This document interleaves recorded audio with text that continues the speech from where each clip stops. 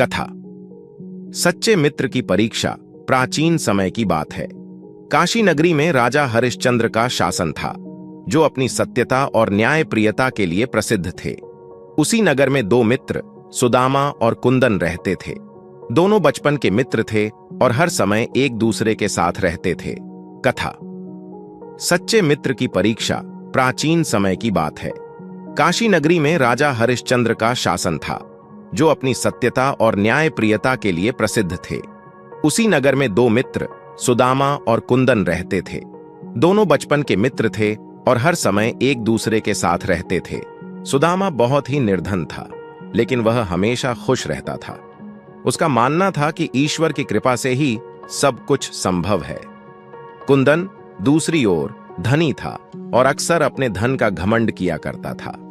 एक दिन सुदामा को अपने घर की आर्थिक स्थिति बहुत खराब होती दिखाई दी। उसकी पत्नी ने उसे भगवान कृष्ण के पास जाने की सलाह दी, क्योंकि वे जानते थे कि भगवान कृष्ण अपने मित्रों की सहायता करते हैं। सुदामा ने अपने मित्र कुंदन से मदद मांगी, लेकिन कुंदन ने उसका मजाक उड़ाते हुए कहा, तुम्हें भगवान पर इतना भरोसा है तो उन्हीं से सहायता मांगो। सुदामा बहुत ही निर्धन था, लेकिन वह हमेशा खुश रहता था। उसका मानना था कि ईश्वर की कृपा से ही सब कुछ संभव है। कुंदन दूसरी ओर धनी था और अक्सर अपने धन का सुदामा निराश नहीं हुआ और भगवान कृष्ण के दर्शन के लिए द्वारका जाने का निश्चय किया। उसने अपनी पत्नी द्वारा दी गई चूड़े की पोटली ली और भगवान कृष्ण के पास पहुंचा।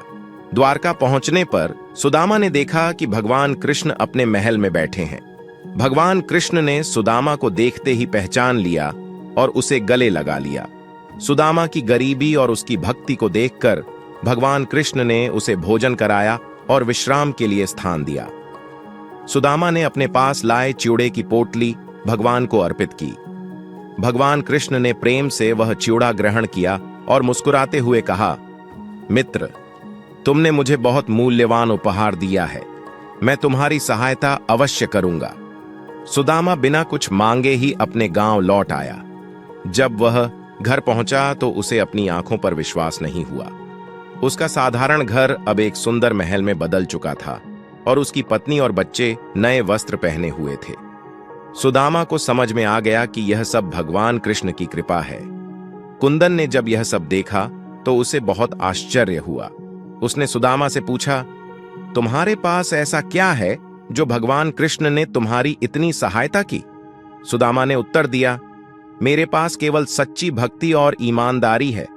मैंने कभी भी भगवान से कुछ मांगने की इच्छा नहीं रखी, बस उनकी भक्ति में विश्वास किया। कुंदन ने यह सुनकर अपने के पर पछतावा किया और सुदामा से माफी मांगी। उसने सच्चे मित्र की पहचान और भगवान की कृपा का महत्व समझा। शिक्षा। सच्ची भक्ति और ईमानदारी का फल अवश्य मिलता है। ईश्वर अपने भक्तों की परीक्षा लेते हैं, लेकिन अंत में उन्हें उनकी सच्ची निष्ठा और प्रेम का इनाम अवश्य देते हैं।